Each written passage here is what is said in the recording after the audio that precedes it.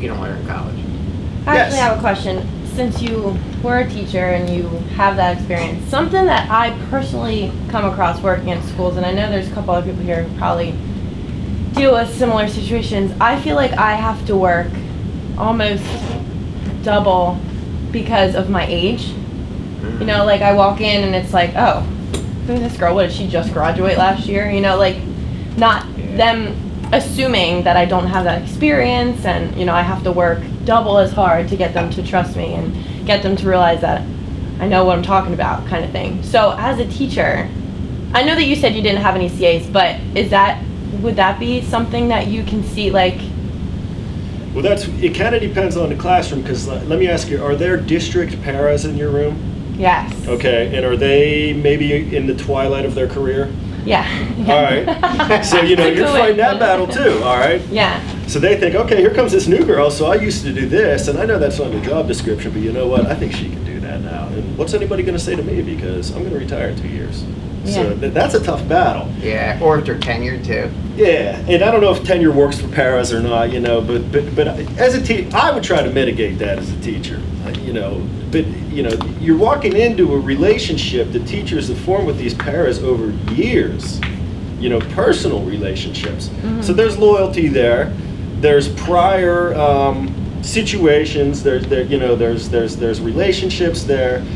So once again, I think that kind of goes back to, you know, keeping your mouth shut and your eyes and ears open. Figure out how that teacher interacts with the paras in that room. You know, you can learn a lot just by listening and looking. You know, you really can. And here's another thing. So you want to appear professional, but you don't want to dress too fancy. So I've learned this over the years. I'm looking around at this group here, and I don't mean to be weird, but you're a young, attractive group, all right? Like, I'm just looking around this room here. the company is. Yeah, seems that way.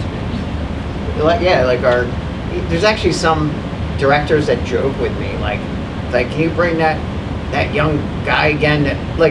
It's like they joke around. I'm like, that's a different rate. Matt and Jeannie, he gets that frequent request. Yeah. It's but I'm worse looking when you get it from teachers in the district's paras. Like, hey.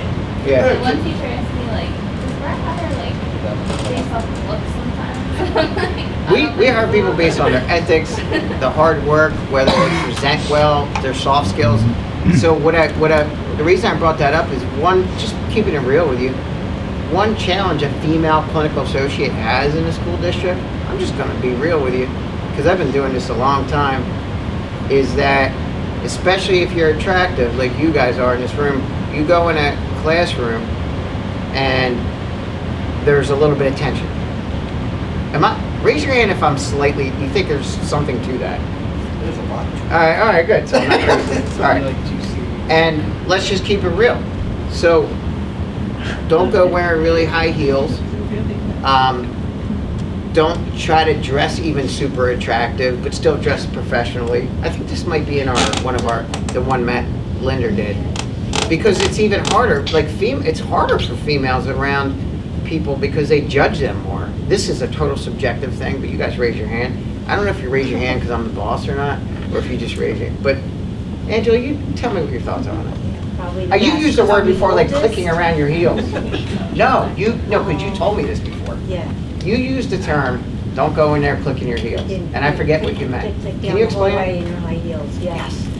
Remember saying that? Well, even before I started with DiNovi, so years ago when I was in my 20s, with kids and everything, in the office place, women that were older, they just didn't like me, and I'm nice. And as much as I tried to be nice to them, and even back then just always wanted their approval, it took a while, and really I noticed a big difference after I got married and had a baby. Once I became pregnant, is just odd, because I was, younger, and I was pretty. You were I'm not trying to say anything here, You are. but I was very thin. Hottie. And I did probably I just wear say whatever. clothes that, maybe I shouldn't have, but definitely. And then once I got pregnant, all of a sudden, all these older women that were married were so nice to me. Yeah. They stayed nice to me. Because you're a after that, 'cause then I got threat or grumpy. something. But Like, I don't know what I it learned is. a lesson. Well, that's just, I learned can a any lesson. female explain this better? Well, it's not all women. But in other words, it's, no, my point for bringing it Because you're up dead on. is You're like, females, you got it. You're dead on with what you're saying. okay, females have told me this. This is, I'm not just making it up, and you have to, it's like you have to be extra professional, and you have one challenge that you're facing that other people don't. And when you're younger.